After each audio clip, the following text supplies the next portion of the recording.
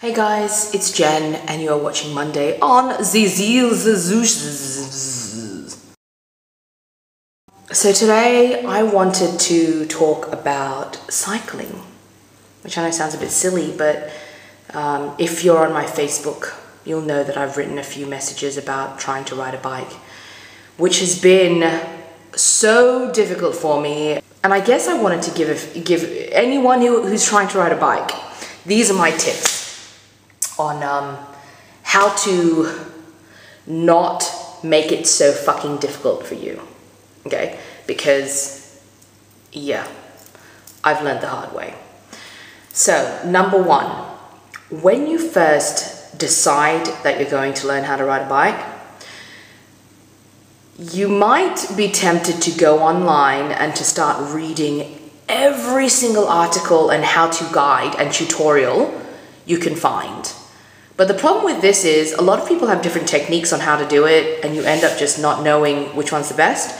You end up feeling so bombarded with all of this information that you don't even know where to start. So first thing, find one. First article you find, that's what you're going to do, okay? That's the one that you're going to commit to, and that's the one that is going to make you ride a bike. Secondly, once you've read all that information, the first thing you need to do after that is find a bike that's going to fit you. Surprisingly, it hasn't been difficult trying to find one for my weight, something that can hold me up, but it's been really hard trying to find one that will actually be short enough for me. I'm 5'3", but I am longer. I carry most of my length, I guess, in my torso. I have very, very short legs. So trying to find a bike that I can actually lower the seat so that my feet are flat on the ground was a chore. I bought a bike, stupidly, it was on a whim, and it is gorgeous, but even on the lowest seat setting, I cannot touch the ground even with my tiptoes, which sucks. Then I tried my sister's bike. She's got a road bike, and that one's a little lower, and on the lowest seat setting, I can put my tiptoes on the ground when I'm wearing trainers. And so that didn't help me either, you know? Finally, Carla came to the rescue. Her partner's mum had a little little girl's bike that she wasn't using.